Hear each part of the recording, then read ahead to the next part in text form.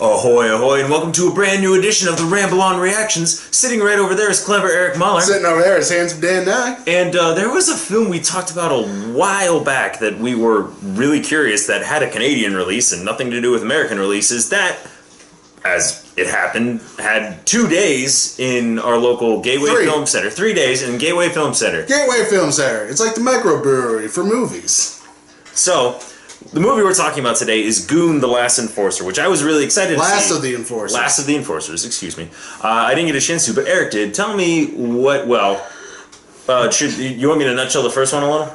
No. Doesn't matter? Doesn't matter. Okay, because this movie picks up where the last one left off. This is still the continuation of Doug the Thug Glove, and he's no longer able to play hockey anymore because he gets beat up in a fight. He's no longer the tough guy. So he has to deal with civilian life, but all of a sudden his old team needs him because things happen. Reasons.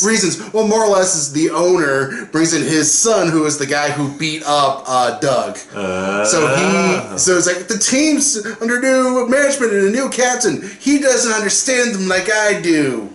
Conflict. So I need to save the day with Lee Shriver and other people from the previous movie coming back. Oh, I mean, I did like Lee Shriver a whole lot in that movie. Yes.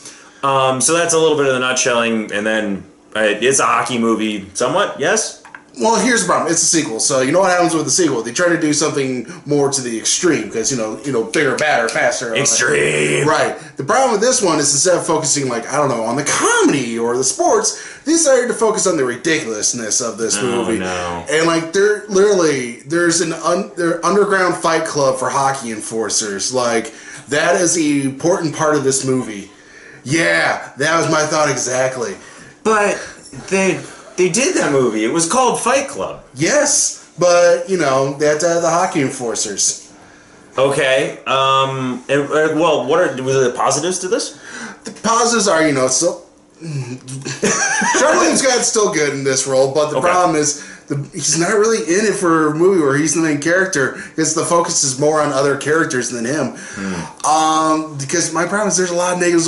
The other positives, I will say, the additions of Jason Jones as Sean William Scott's boss in the insurance company he has to go work at. Nice. He's hilarious. He steals every scene. And T.J. Miller is in this as sportscaster, like newscaster, who doesn't give a flying bleep, and I find that hilarious because I find him funny, so it works out well. Okay. And you gave us a little bit of negatives. Is there anything else you want to touch on? The negatives is just so I praised two new characters. I had to go to focus on the negative.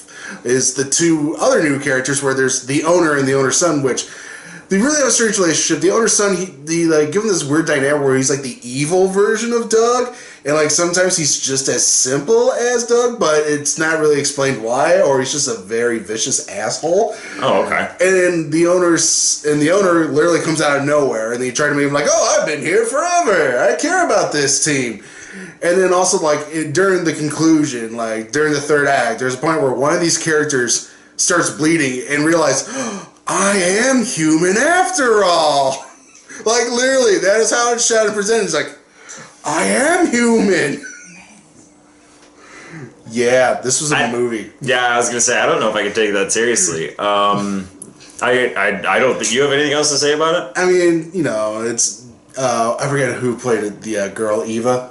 Oh, it's Jay Baruchel's actual wife now. I can see her face, but I can't pull her name. Yeah, but she's back. She's Doug's wife, and, she's got a nice little arc, because, she has a child now, but, she's trying to still let Doug be Doug, but at the same time, you gotta help out Doug.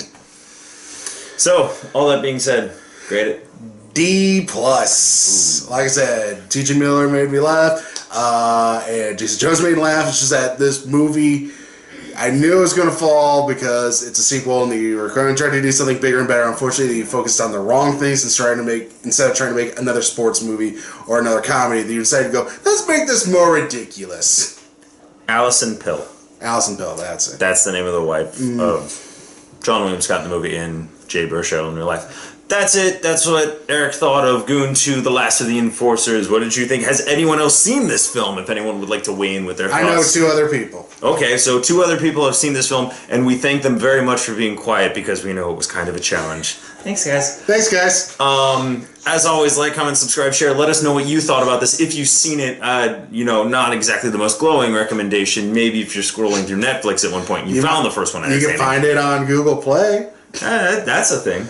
All right, sitting right over there is clever Eric Muller. Sitting over there is handsome Dave Knight. As always, anchors away. Ahoy, ahoy. Ramble on.